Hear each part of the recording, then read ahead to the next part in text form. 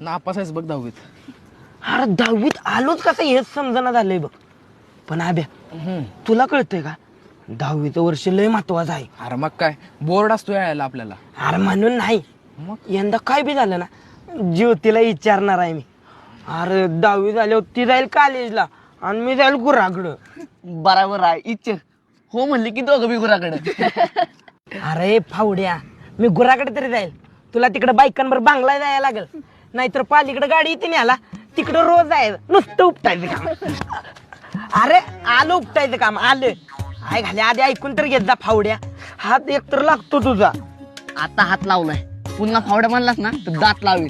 ती बी अशा ठिकाणी लावीन ना ते तर ठेवशील. ए जा म्हणणार फावड्या, काय करणार आहे फावड्या फावड्या. दिवाळीत त्या ज्योतीने घेतला नवीन फ्रॉक. दिवाळीत त्या ज्योतीने घेतला नवीन फ्रॉक आणि जे कोण मला फावड्या म्हणत त्याची आई गबस नाही म्हणत तुला आजपासून फावड्या. हे आजपासून ह्याला कोणीच म्हणायचं नाही फावड्या.